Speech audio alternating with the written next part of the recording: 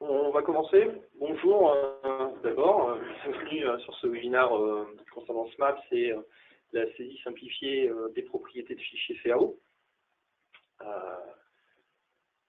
Dans un premier temps, pour le confort de tout le monde, nous allons couper les micros de manière à ce que tout le monde entende bien la présentation.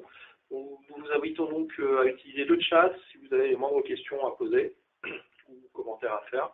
Nous répondrons aux questions à la fin des sessions.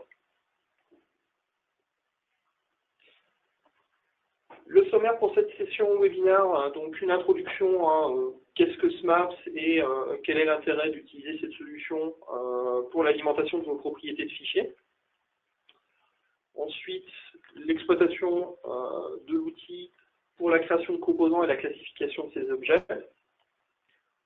Comment exploiter ces métadonnées, ces propriétés de fichiers au niveau de la mise en plan, et qu'est-ce que SMAPS va nous apporter en termes de gestion sur ces livrables.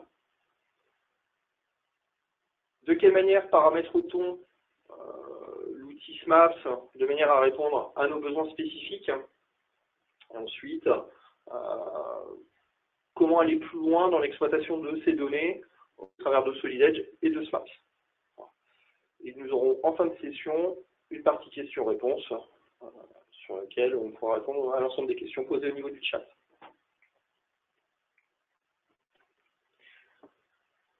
Dans un premier temps, qu'est-ce que SMAPS?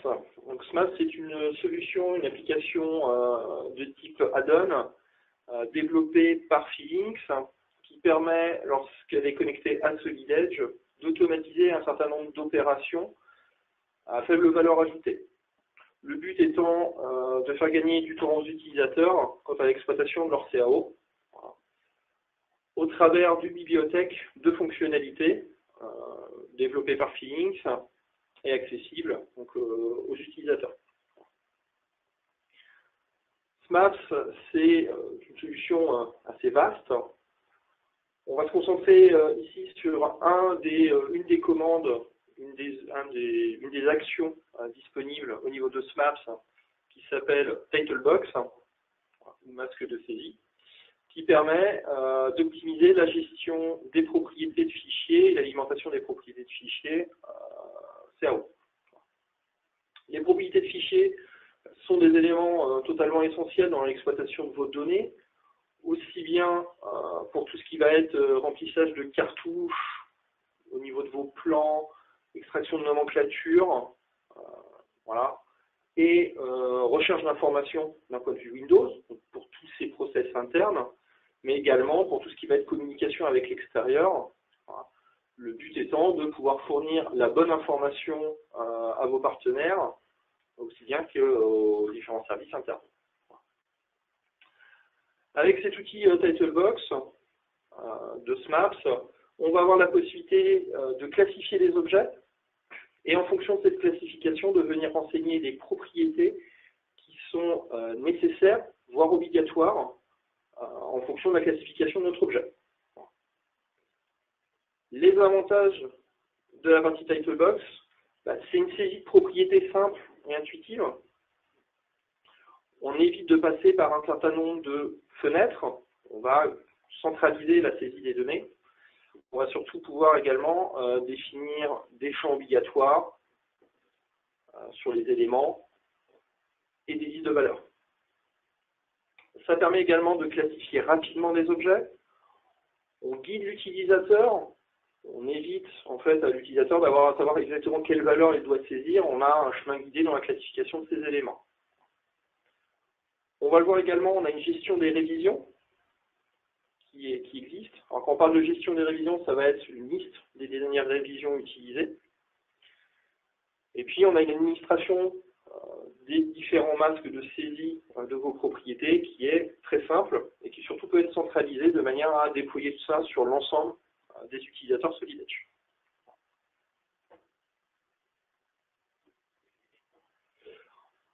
On va commencer, juste après cette slide, à voir un petit peu comment ça se passe dans SolidEdge.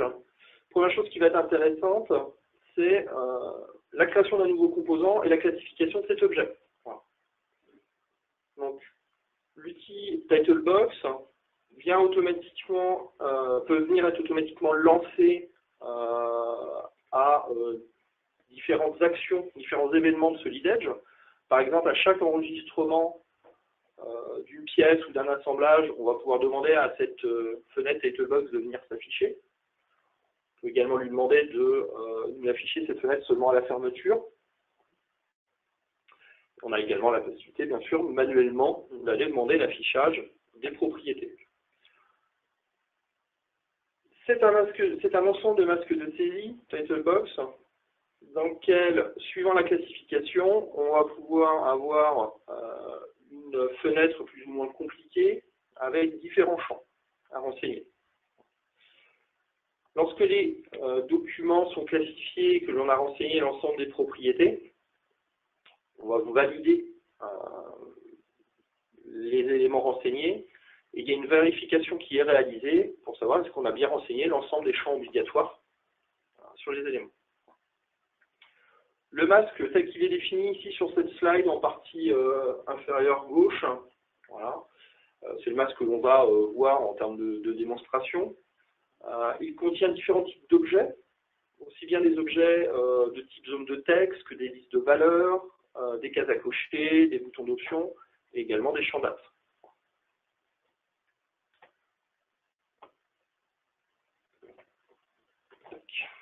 Donc si l'on va dans SolidEdge, effectivement on a la possibilité de créer un nouveau document. Par exemple ici un document pièce.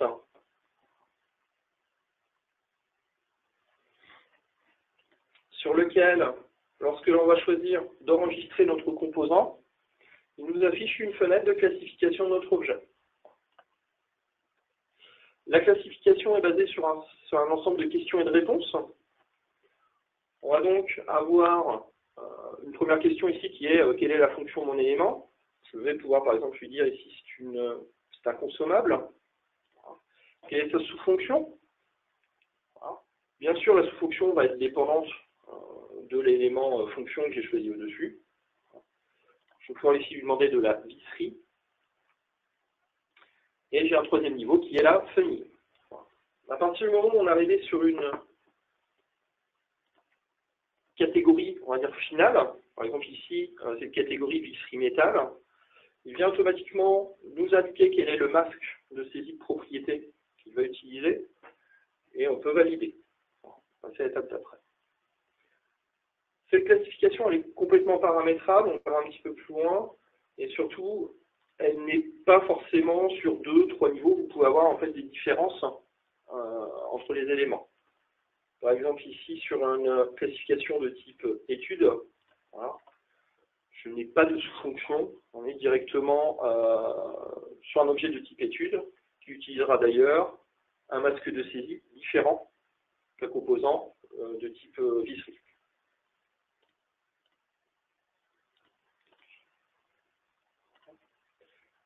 À partir du moment où je vais valider, ça va automatiquement m'afficher mon masque de saisie de propriété, masque de saisie dans lequel on va retrouver un certain nombre de champs calculés. C'est le cas pour tout ce qui va être code fonction sous fonction famille. Ici, ces éléments-là sont issus de la classification. On n'a pas besoin de les re-renseigner. On va trouver un certain nombre de champs obligatoires, typiquement la désignation française.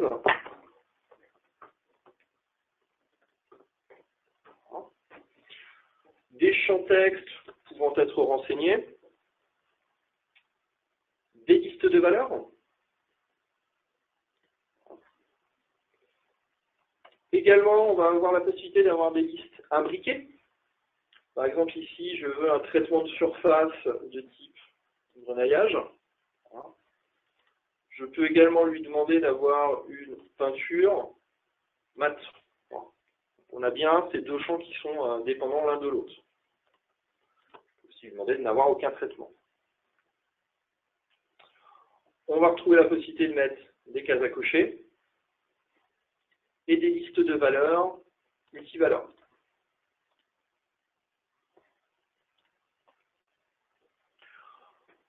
On a les boutons options, on a les champs dates. Et puis dans les champs calculés, comme par exemple ici ce champ code ERP, on va avoir la possibilité de lui demander de calculer une valeur suivant les autres propriétés de notre pièce. C'est le cas ici sur ce document. On vient lui dire que le code ERP, il est issu de la classification et également d'un code chrono, qui correspond au numéro 75 qu'on va avoir à la fin. À partir du moment où on a renseigné l'ensemble des paramètres, on va pouvoir cliquer sur le bouton OK. Il a validé l'ensemble des paramètres renseignés. Donc il me propose d'aller à la suite. Ici, étant donné que je suis sur une étape d'enregistrement, il me propose également d'enregistrer le fichier suivant une règle de nommage définie. Ici, la règle de nommage, c'est SE_ et le code ERP. Donc SMAPS Titlebox vous permettra également de définir des règles de nommage pour chacun de vos masques de saisie, de manière à aider l'utilisateur à mettre le bon nom sur le fichier.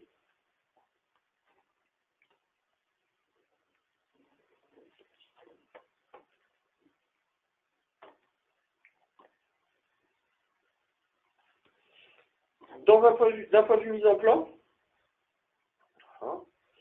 on va pouvoir exploiter l'ensemble de ces propriétés. Ce qui est intéressant en termes de paramétrage sur la partie SMAPS, Titlebox, c'est qu'on va avoir la possibilité, lorsqu'on est dans un environnement mise en plan, utilisant une pièce 3D ou un composant 3D, de venir automatiquement récupérer ou à la demande les informations issues du 3D, de manière à ne pas avoir à re-renseigner les éléments au niveau de la mise en plan, et à bien avoir une synchronisation entre les propriétés du 2D et du 3D.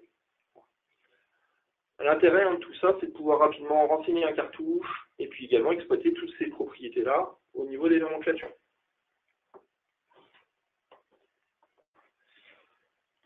Par exemple,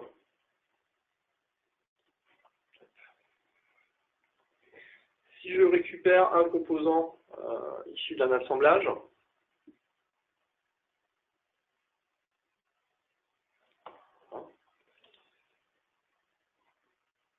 je vais pouvoir réaliser la mise en plan de ce composant.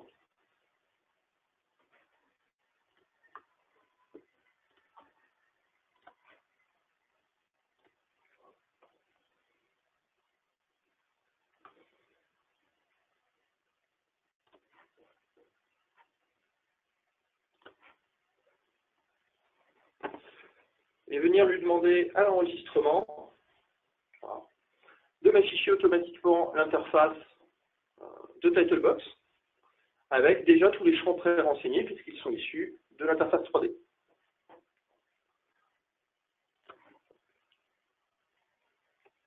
De la même manière, la règle de nommage s'applique également sur ce fichier.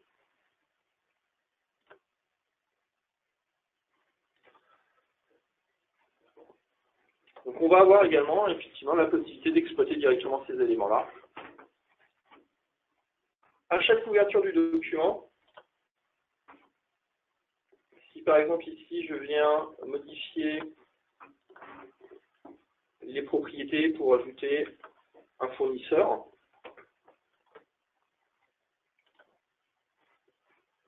je vais enregistrer.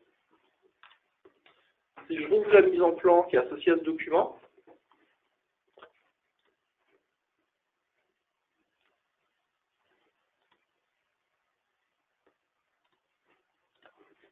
on va passer là. Directement à l'ouverture, il va venir m'afficher la fenêtre de Titlebox et la référence fournisseur est bien à jour. Je vais d'ailleurs la retrouver également dans mon cartouche.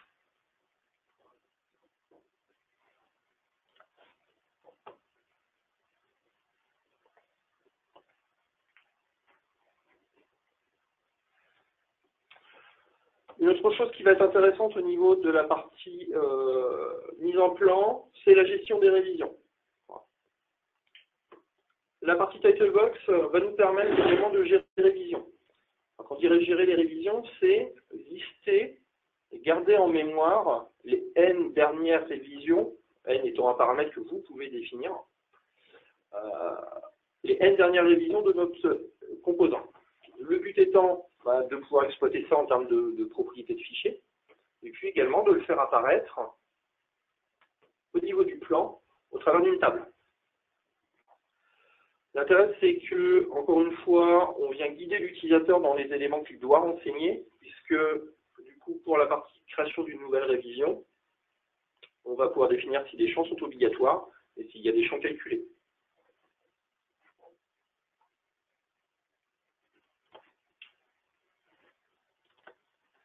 Par exemple, pour ce composant-là, j'ai la possibilité, dans mon masque de saisie, de venir définir une révision, d'accéder à la table des révisions. Je peux donc ajouter une révision à mon document. On vient analyser l'ensemble des paramètres qui vont être obligatoires, créer un certain nombre de propriétés.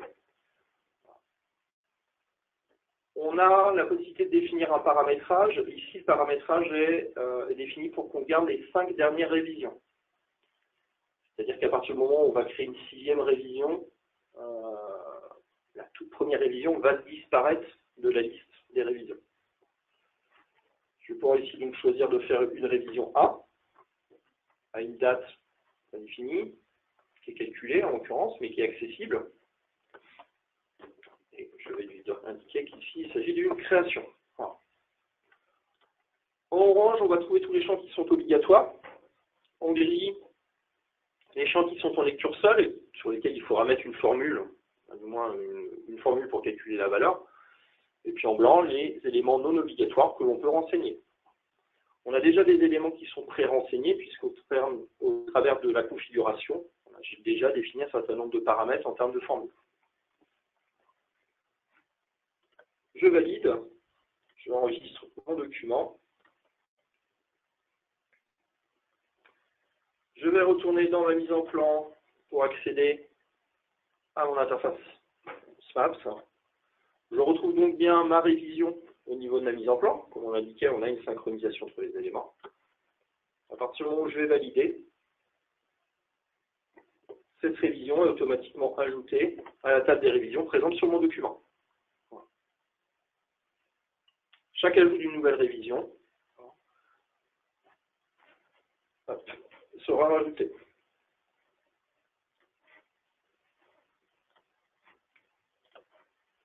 Je peux créer une nouvelle révision, incrémenter mes éléments. Voilà.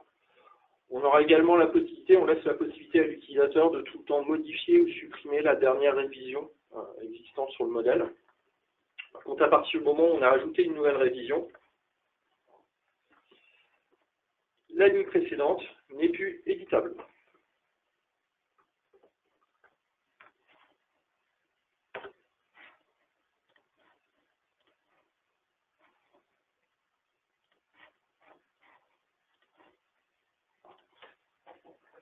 On va pouvoir comme ça stocker l'ensemble des révisions.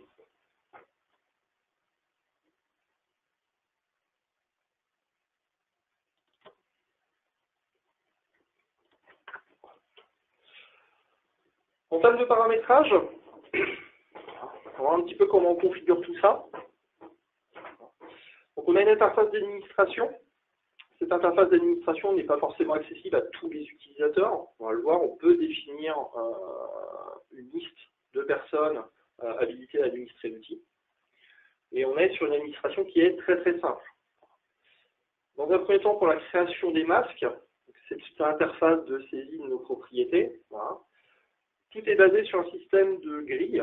On a un masque, c'est une grille avec un certain nombre de lignes et de colonnes qu'on peut définir. Et puis ensuite, on vient glisser, déposer les composants qui nous intéressent, que ce soit des zones de texte, des listes de valeurs, ça peut également être des liens hypertextes pour envoyer vers de la documentation ou un site web fournisseur. Alors, tous ces éléments-là sont ajoutés à l'aide de glisser-déposer dans la grille. Et avec un double clic, on va pouvoir paramétrer le contenu de cet objet.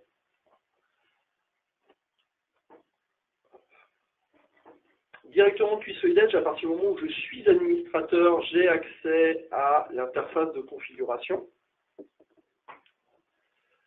dans lequel on va pouvoir ouvrir un masque existant ou créer un nouveau masque.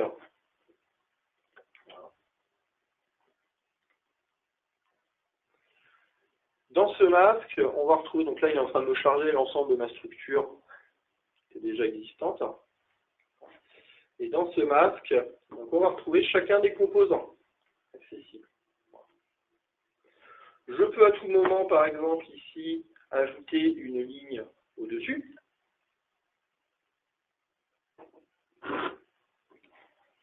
Pour, par exemple, récupérer un des contrôles qui sont sur la partie droite.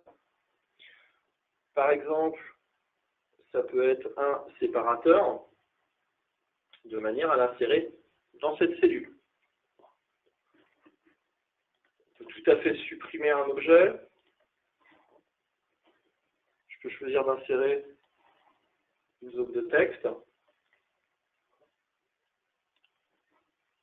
Et on pourra également supprimer toute la ligne.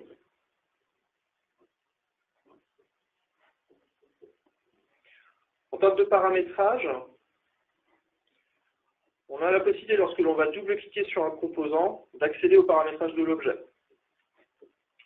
Une première partie qui est en fait l'aspect graphique de l'élément, quelle est la couleur, quel est le texte que vous voulez mettre en termes de titre, la couleur, sa disposition sur les lignes et les colonnes. L'objet peut prendre plusieurs lignes, plusieurs colonnes. Est-ce que ce champ est obligatoire? Également, on définira cet endroit-là. Et puis, on va également avoir la possibilité de gérer la manière dont est calculé ce champ. Première chose, c'est quelle est la propriété qui va être renseignée. Ça peut être une propriété standard de SolidEdge. Ça pourra également être une propriété personnalisée de fichiers que l'on va vouloir renseigner. Ensuite, pour la valeur en tant que telle de cette propriété, est-ce qu'on souhaite saisir la valeur nous-mêmes? Dans ce cas-là, on va pouvoir définir un nombre de caractères minimum et maximum. On pourra également forcer la saisie de valeurs numériques uniquement. Et puis, on peut également lui demander de calculer tout seul cette valeur. Ce qui est le cas ici sur notre propriété code ERP, où on vient utiliser le code fonction, le code sous-fonction et un compteur. Donc là, on a accès, en termes de formule, à l'ensemble des propriétés standards et personnalisées de notre fichier. Également, un certain nombre de formules, comme la date du jour, la date de maintenant, la date de création du document, sa matière, la jauge de tôlerie qui est utilisée, sa masse, son volume. Et puis des compteurs. Pour avoir plusieurs compteurs ici, qui vont être incrémentés automatiquement. Chacun de ces éléments est formatable. On trouve une partie format ici, puisqu'on pourrait tout à fait lui demander à ce que le titre utilisé soit forcément écrit en majuscule dans cette propriété. On va retrouver la possibilité de définir des majuscules, des minuscules, de gérer l'arrondi sur des valeurs, typiquement le volume ou la masse. Et puis pour les champs date, de formater la manière dont on veut écrire la valeur de la date dans cette propriété. En termes de modification, on peut tout simplement déplacer les objets à l'aide de glisser-déposer. Tous les éléments donc, vont être éditables. Et puis par exemple sur une liste de valeurs, voilà. Ici on est sur une liste imbriquée de valeurs. On va retrouver donc quelle est la propriété que l'on souhaite renseigner. Et puis ensuite, quelle liste on souhaite utiliser. On aura sur une partie liste simple, une liste non imbriquée, la possibilité également de lui définir que les valeurs sont modifiables et qu'on veut des valeurs multiples.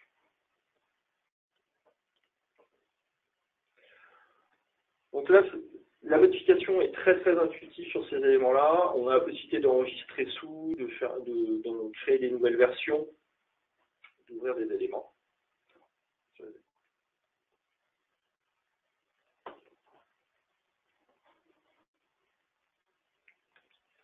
D'un point de vue révision, tout se passe également au même endroit. Voilà. On a la possibilité, au travers d'une autre interface, de gérer quelles sont les colonnes que l'on souhaite afficher sur les éléments. Les listes et valeurs, les listes de valeurs et les compteurs sont également au niveau de cette interface d'administration, ainsi que la classification. Donc on va retrouver dans la partie révision la liste de toutes les colonnes avec la possibilité de modifier la manière dont se comporte la colonne. Est-ce qu'elle est en lecture seule? Quel est le texte de l'entête? Quelle est la propriété de fichier qui va être associée à cela? Et est-ce que la valeur elle est saisie ou est-ce que c'est une valeur calculée? On va retrouver globalement la même chose que ce qu'on a vu tout de suite avec la partie zone de texte, par exemple. On pourra également, sur cette interface de gestion des révisions, définir dans quel contexte, dans quel environnement de SolidEdge on souhaite afficher l'interface de gestion des révisions. On peut tout à fait lui dire que la gestion des révisions ne se fait que d'un point de vue mise en plan, que dans l'interface des mises en plan. Et dans le cas où, effectivement, on le gère dans l'environnement mise en plan, on peut lui demander d'ajouter ou de mettre à jour une table de révision, comme on a pu le voir tout à l'heure. Pour tout ce qui va être compteur et liste, on trouve la possibilité d'ajouter ou d'éditer des compteurs. Voilà, donc le compteur nommé avec une valeur initiale et un formatage du compteur, le caractère que l'on souhaite avoir. Puis également la possibilité donc d'avoir des listes de valeurs éditables, voire des listes de valeurs imbriquées. Voilà. Donc avec une saisie un petit peu plus compliquée sur les listes de valeurs imbriquées, puisque là on est vraiment sur une arborescence un peu du type de la classification.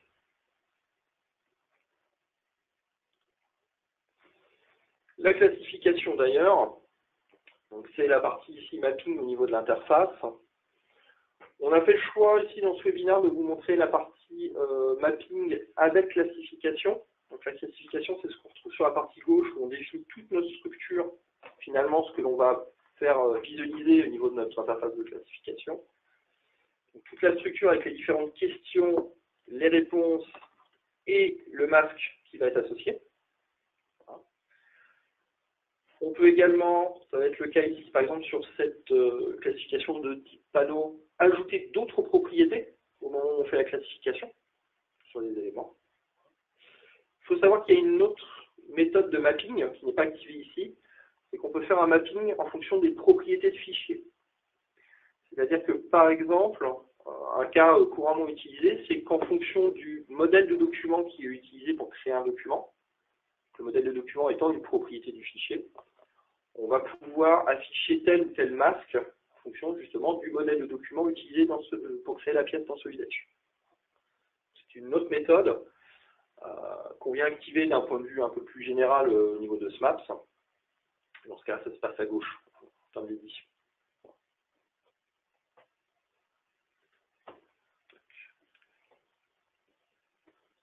Et puis on a une interface, la partie gestion de l'administration en tant que telle, dans laquelle on va pouvoir gérer donc, quelles sont les conditions de lancement de l'outil, Titlebox, quels sont les environnements sur lesquels on veut avoir un lancement automatique qui se fait, et ensuite quelles sont les personnes qui sont administratrices de l'élément. On parle bien d'utilisateurs ou de groupes d'utilisateurs, hein. On vient s'accrocher aux capacités Windows de gestion de groupes utilisateurs. On va retrouver ça dans les options. En termes de conditions de lancement, ce qui est intéressant, c'est qu'on a la possibilité de lancer automatiquement la fenêtre au premier enregistrement, et seulement au premier enregistrement. C'est-à-dire qu'une fois que on est passé une fois dans le masque de saisie dans Titlebox, on ne raffichera pas automatiquement la fenêtre. Ça peut être à chaque enregistrement, à chaque fois qu'on fait un enregistrement d'une copie. On peut le proposer à chaque fermeture d'un document d'afficher ou pas la fenêtre. Et puis, lorsque l'on va faire un remplacement par une copie au niveau de l'assemblage, on a également la possibilité d'afficher la fenêtre. Dans ce cas-là, on aura automatiquement la fenêtre Titlebox, le masque de saisie qui sera pré-renseigné puisqu'il comportera l'ensemble des paramètres de la pièce originale. Et on retrouve donc les parties environnement, avec un cas un petit peu particulier comme on l'indiquait, c'est que pour les mises en plan, on peut choisir de faire une mise à jour automatique avec affichage ou non de la fenêtre après la mise à jour.